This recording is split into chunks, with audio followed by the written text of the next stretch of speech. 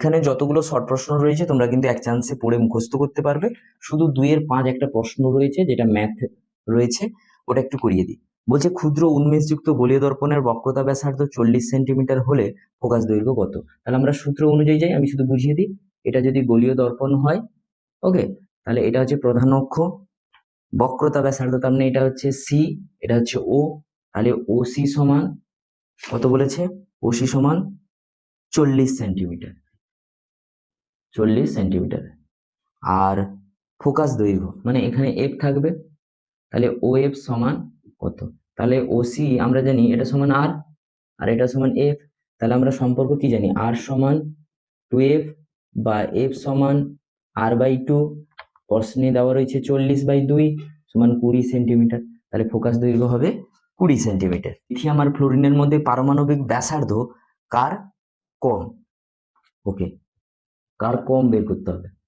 তাহলে পারমাণবিক ব্যাসার্ধ আগে আমাকে কি করতে হবে? এ কোথায় আছে, এ কোথায় আছে, এটা দেখতে হবে। এদের মধ্যে সম্পর্কটা দেখতে হবে যে এরা পর্যায় বরাবর রয়েছে নাকি শ্রেণী বরাবর রয়েছে।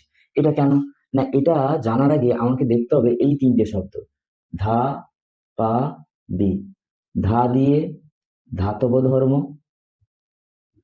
পা দিয়ে পারমাণবিক ব্যাসার্ধ, আর বি দিয়ে বিজারণ ধর্ম।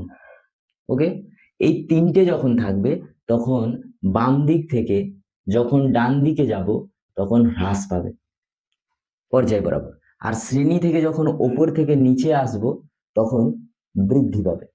তাহলে লিথিয়ামটা কত নম্বরে? 3 নম্বরে। তার মানে আমার দেখতে গেলে এটা কত নম্বর? 9 নম্বর পরমাণু ক্রমাঙ্ক বিশিষ্ট।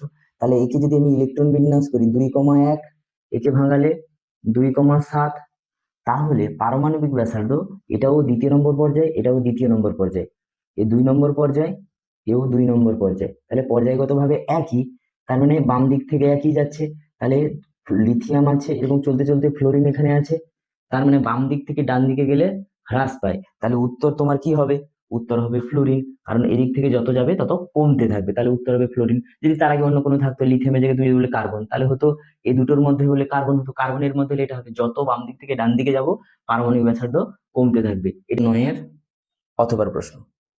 বলছে হাইড্রোজেন ক্লোরাইড, তার মানে হাইড্রোজেন ক্লোরাইড যখন বলবে, হাইড্রোজেন এটার যৌগ, যদি এটা মনে থাকে তাহলে এক চান্সে আমি বলে দিয়েছিলাম HCN, তারপরে যমজ মৌল। এইরকম যদি থাকে ফার্স্ট লেটার যদি HCN যমজ মৌল, মানে তোমার ধরো প্রশ্ন Cl2, এরকম যদি প্রশ্ন থাকে তাহলে তুমি চোখ বন্ধ করে বলতে পারবে সেটা হচ্ছে সমযোজী, সেটা হচ্ছে সমযোজী। তার মানে আমাকে বাকিগুলো তড়িযোজী। যদি স্যার আমি এটা জানি না, তোমার মনে হলো এটা জানি না, তাহলে হাইড্রোজেনের H হয়, ক্লোরাইড মানে Cl দিয়ে তৈরি হয়। হাইড্রোজেনের পরমাণু ক্রমাঙ্ক ইলেকট্রন বিন্যাস করলে 1, ক্লোরিন হচ্ছে 17 নম্বর 2,8,7, তাহলে এর যোজ্যতা হচ্ছে 1, এর যোজ্যতা হচ্ছে 8 বিযুক্ত 7 সমান 1। তাহলে এই দুজন যখন সম্পর্ক করবে তাহলে হবে HCl, তার মানে 1 হবে। তাহলে HCl, H প্রথম অক্ষর, তার মানে H প্রথম অক্ষর মানে এটা হচ্ছে সমযোজী। কেমন? তাহলে উত্তর হবে সমযোজী বন্ধন গঠন করে। বলেছে নাইট্রোজেন অণুতে কয়টি নিঃসঙ্গ ইলেকট্রন জোড় রয়েছে? নাইট্রোজেন অণু মানে আগে সংকেতটা শিখতে হবে N2, তার মানে তোমাকে একটা N এর ইলেকট্রন বিন্যাস করতে হবে, ভাঙালে 2,5। তাহলে 5 মানে একে 8 করতে হলে আরো 3টে ইলেকট্রন দরকার, 3টে ইলেকট্রন দরকার। তাহলে 3টে ইলেকট্রন নিতে হলে আরেকটা নাইট্রোজেনকে আসতে হবে, তার মানে N প্লাস N, তার মানে এর 5টা ইলেকট্রন, তার মানে এখানে দুটো থাকবে 3, 1 2 3। তার মানে এর পরের ছবিটা কেমন হবে? N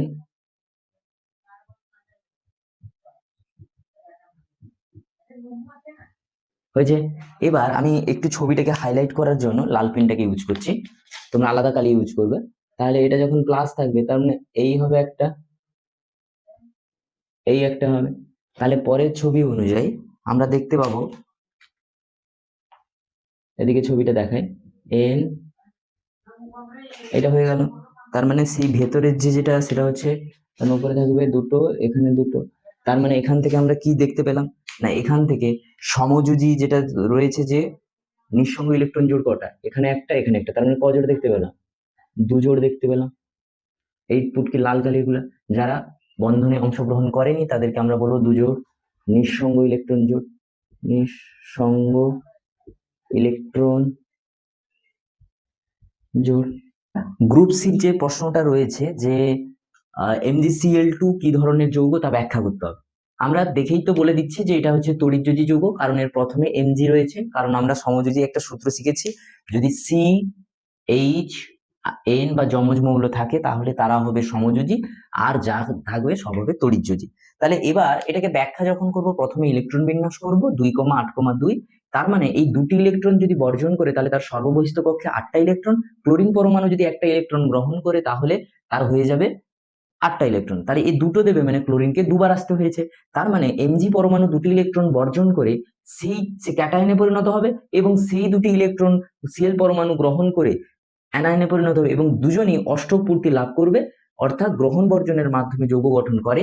তাই NgCl2 কে আমরা বলবো তড়িৎযোজী যৌগ। 3.2 প্রশ্নটা কি বলছে, যদি PV এর লেখচিত্র হয় তাহলে সবসময় x অক্ষের সমান্তরাল, যদি PV উপরে থাকে এখানে V থাকে তাহলে V অক্ষের সমান্তরাল, যেহেতু P আছে তাই P অক্ষের সমান্তরাল হচ্ছে এর প্রকৃতি। ঘন মাধ্যম, এটা লঘু মাধ্যম, তাহলে ঘন মাধ্যম থেকে আলোক রশ্মি আসছে, লঘু মাধ্যমে বেরিয়ে যাচ্ছে, তাহলে এটা বেরিয়ে যাচ্ছে, তাহলে এই কোণটা হচ্ছে I, এটা হচ্ছে R। তাহলে এই মাধ্যম থেকে আমরা দেখতে পাচ্ছি I এর চাইতে R বড়, তাহলে চ্যুতিকোণ যদি এইরকম যাবার কথা ছিল, তাহলে চ্যুতিকোণ ডেল্টা সমান R মাইনাস I।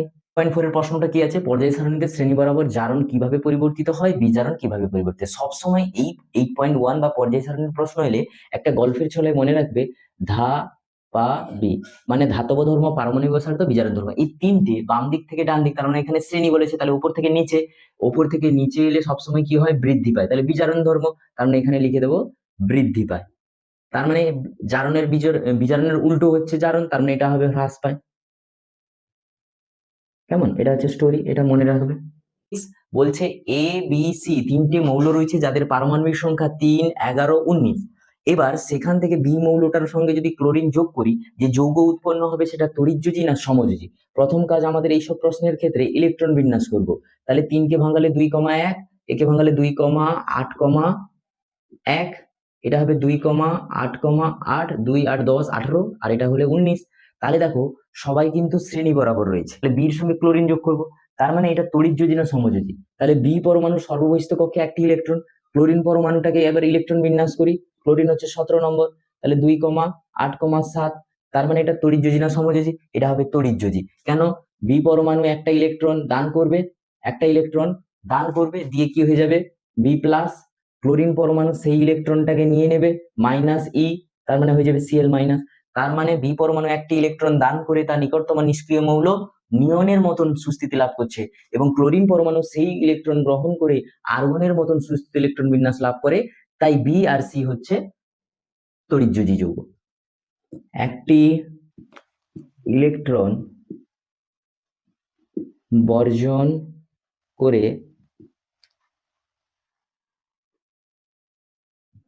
নিয়ন এর মতো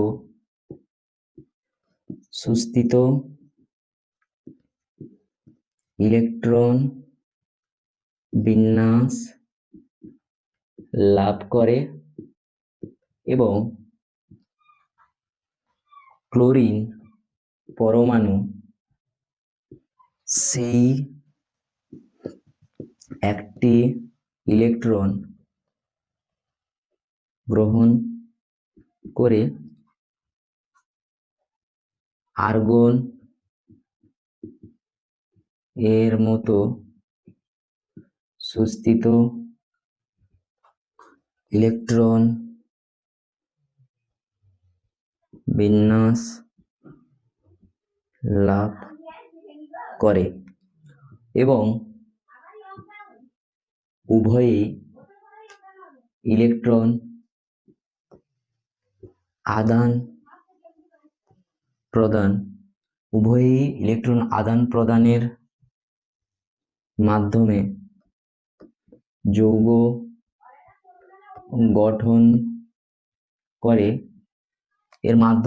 গঠন করে, তাই এরা তড়িৎযোজী। একটু লিখে দিতে হবে, নিজের মতন করে লিখে দিলেই হবে, তড়িৎযোজী। XYZ তিনটি মৌল যাদের পারমাণবিক সংখ্যা 6, 9, 12।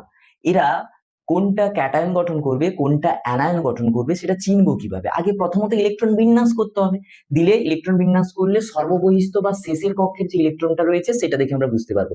তাহলে এটাকে ইলেকট্রন বিন্যাস করব, তাহলে একে ভাঙালে 2,4, একে ভাঙালে 2,7, একে ভাঙালে 2,8,2। তার মানে এখান থেকে আমরা বুঝতে পারলাম কোনটা অ্যানায়ন আর কোনটা ক্যাটায়ন গঠন করবে। তাহলে সবাই 8 হতে চায়, তাহলে এটা সমযোজী যৌগ গঠন করবে, তাহলে এর দুজন তড়িৎযোজী যৌগ গঠন করবে। এর শেষে কত 7, এর শেষে 2, তার মানে এ যদি ওয়াই মৌল একটা ইলেকট্রন যদি নেয় তাহলে হবে একটা ইলেকট্রন যদি নেয় মাইনাস, একটা ইলেকট্রন যদি নেয় তাহলে মানে হবে ওয়াই, তাহলে একটা ইলেকট্রন নিলে ওয়াই মাইনাস, তার সর্ববস্থিত কক্ষে তখন কটা ইলেকট্রন, ইলেকট্রন দুটো। আর জেডটা হয়ে যাবে একটা ইলেকট্রন যদি, দুটো ইলেকট্রন যদি ছেড়ে দেয় তাহলে হবে জেড টু প্লাস, তাহলে ওয়াইটা হবে, ওয়াই হবে অ্যানায়ন গঠন করবে, অ্যানায়ন গঠন করবে, আর জেডটা ক্যাটায়ন গঠন করবে, জেড ক্যাটায়ন গঠন করবে। বাকিগুলো তো উত্তর দেওয়া থাকবে কমিউনিটি পোস্টে, তোমরা দেখে বুঝে নিতে পারবে।